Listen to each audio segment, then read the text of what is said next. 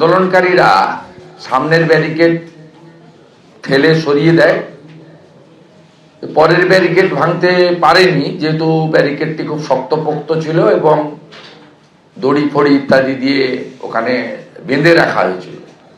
তৃতীয় ব্যারিকেডে যাওয়ার তো কোনো সুযোগই নেই। কিন্তু হিন্দু হলেই গেরুয়া পতাকা থাকলে আর এই ইসলামী জঙ্গিদের হাতে নিরীহ নিষ্পাপ দীপু দাসের জীবন্ত জ্বালিয়ে দেওয়া, এবং জীবন্ত জ্বালিয়ে দেওয়া শুধু নয়, শুধু ইসলামিক মৌলবাদের জঙ্গিদের হাতে এই নৃশংস মৃত্যু নয়, থানা থেকে পুলিশ তাকে তুলে দেয় তাদের হাতে। যে ভিডিও গতকাল সন্ধ্যে থেকে ভাইরাল হয়েছে, আজকে অনেকগুলি ন্যাশনাল এবং স্টেটের চ্যানেল দেখাচ্ছেন, অর্থাৎ মোল্লা ইউনুস, সুদখোর ইউনুসের সরকার পুলিশের হেফাজত থেকে জীবন ভিক্ষা করছেন একটি ছেলে। এখনো পর্যন্ত তিনি কোনো আস্থাতে, বিশ্বাসে অন্য ধর্মের কারোর প্রতি আঘাত দিয়ে কিছু বলেছেন, কিছু পোস্ট করেছেন, কিছু মন্তব্য করেছেন প্রমাণ করা যায়নি। সেটা করলেও এভাবে থানা থেকে মবের হাতে তুলে দেওয়া পৃথিবীতে একটি বিরলতম ঘটনা বলে আমার মনে হয়েছে। তাই শুধুমাত্র জামাতিদের এবং চরম মৌলবাদীদের হাতে এই হত্যা নয়, এটি অবৈধভাবে ক্ষমতা দখল করা মোল্লা ইউনুস তথা সুদখোর ইউনুসের নির্লজ্জ সরকারের একটি প্রকৃষ্ট নির্লজ্জতার উদাহরণ অবশ্যই। গোটা পৃথিবীর হিন্দুরা গত 3 দিন ধরে ব্যাপকভাবে এর প্রতিবাদ করছেন। মানবতার পক্ষে যারা, তারা প্রতিবাদ করছেন, এবং আজকে দিল্লিতে হাই কমিশনারের অফিস সহ ভারতবর্ষের বিভিন্ন প্রান্তে শুধুমাত্র বিশ্ব হিন্দু পরিষদ বা ভারতীয় জনতা পার্টি বা কোনো রাষ্ট্রবাদী সনাতন সংস্কৃতিকে সম্মান জানানো সংগঠন নয়, সাধারণ মানুষরাও রাস্তায় নেমেছেন। গতকাল আমি নিজে দেখেছি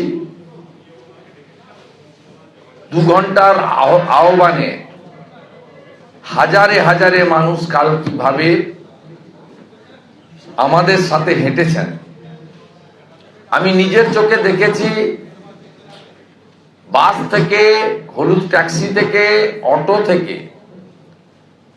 রাস্তার দুপাশে থাকা বিভিন্ন বিল্ডিং থেকে আবাসিক এবং কর্মরত লোকেরাও কিভাবে কালকে সামিল হয়েছে। অর্থাৎ গোটা বিশ্বের সনাতনীরা, হিন্দু সমাজ,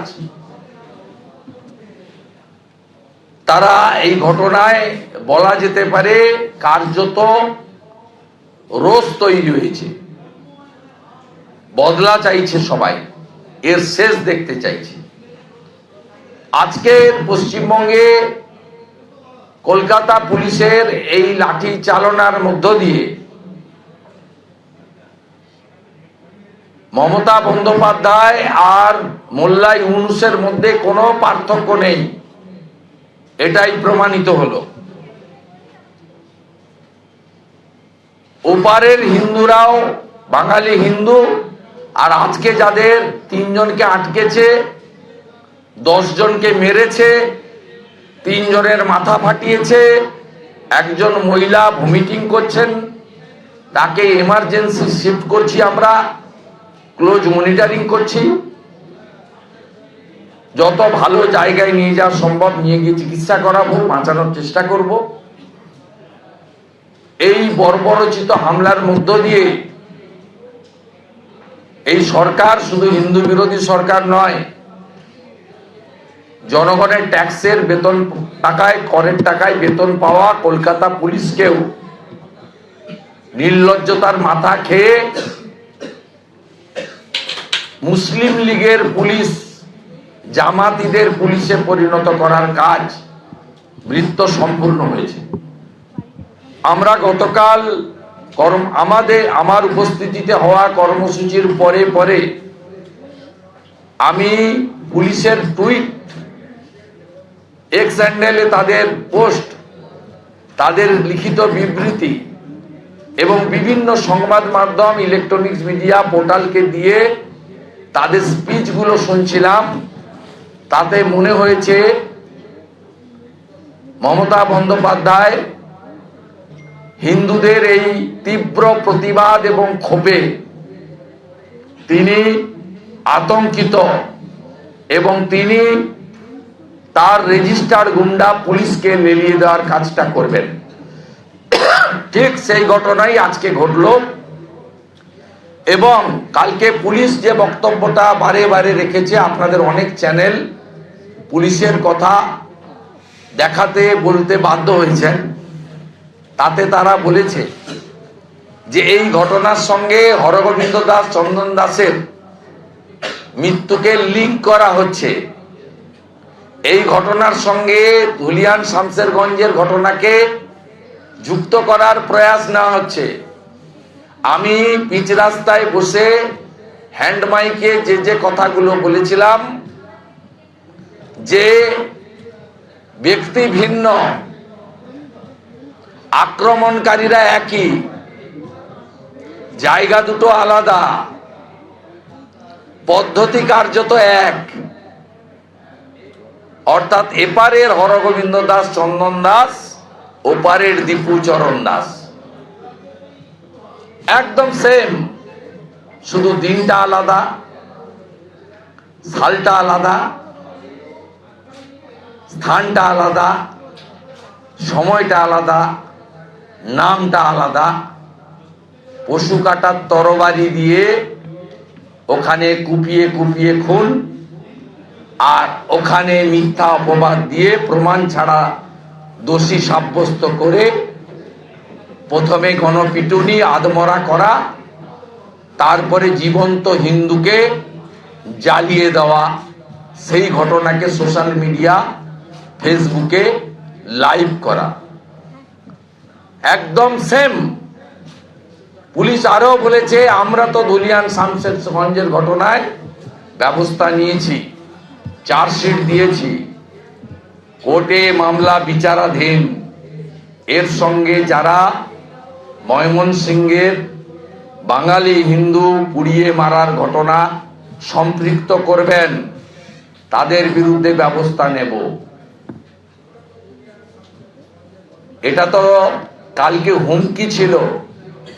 বিচলিত মুখ্যমন্ত্রী, তার সরকার হিন্দুদের ক্রমবর্ধমান রাস্তায় বেরিয়েছে প্রতিবাদে ভয় পাচ্ছিলেন।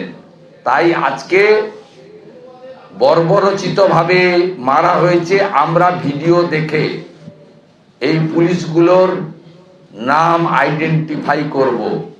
আমাদের ধারণা এই পুলিশগুলোর মধ্যে একটা বড় অংশ ভুয়া ওবিসি সার্টিফিকেট দিয়ে ওবিসি কোটায় তৃণমূলের আশীর্বাদ নিয়ে এই আগামী বিগত 8-10 বছরের মধ্যে চাকরি পেয়েছে। যে ধরনের টার্গেটেড লাঠি মারা হচ্ছিল, যেভাবে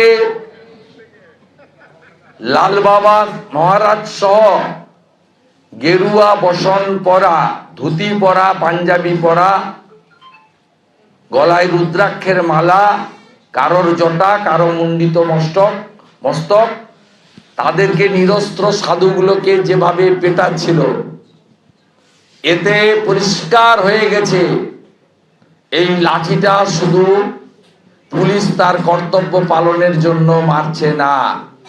যারা এই ঘটনা ঘটাচ্ছেন তাদের মধ্যে অন্য কোনো প্রবৃত্তি লুকিয়ে রয়েছে, কোনো হিডিন এজেন্ডা রয়েছে। আমরা এটা ছাড়বো না। আগামীকাল বিভিন্ন সনাতনী সংগঠন, হিন্দুরা বাংলাদেশ পশ্চিমবঙ্গ বর্ডারের বিভিন্ন জায়গায় কোথাও 1 ঘন্টা, কোথাও 2 ঘন্টা অবরোধ করবে, সিম্বলিক অবরোধ হবে। 26 তারিখে আরো বেশি সংখ্যা নিয়ে আজকেই ডেপুটি হাই কমিশনারকে তৃতীয় চিঠি পাঠিয়েছি as a leader of opposition. আমাকে মিট করতে দিতে হবে সেকেন্ড হাফে। আমি রেসপন্স পেলে গুড, রেসপন্স না পেলেও যাব। সমগ্র হিন্দু সমাজকে 26 তারিখে আমাকে যদি অ্যালাউ করে আমি একাই মুভ করব, আমাকে যদি অ্যালাউ না করে আপনারাও আমার সঙ্গে আসবেন। আমরা এদেরকে শান্তিতে এই ডেপুটি হাই কমিশনার সহ বাংলাদেশের মুসলমানদের হিন্দুস্থানে বঙ্গভূমিতে শ্রী চৈতন্যদেব স্বামী বিবেকানন্দের মাটিতে, স্বামী প্রণবানন্দের ভূমিতে ডক্টর শ্যামাপ্রসাদ মুখার্জির তৈরি করা বাঙালি হিন্দুদের হোমল্যান্ডে আমরা সুস্থভাবে তাদের কাজকর্ম করতে দেব না। এবিপি আনন্দ, এগিয়ে থাকে, এগিয়ে রাখে।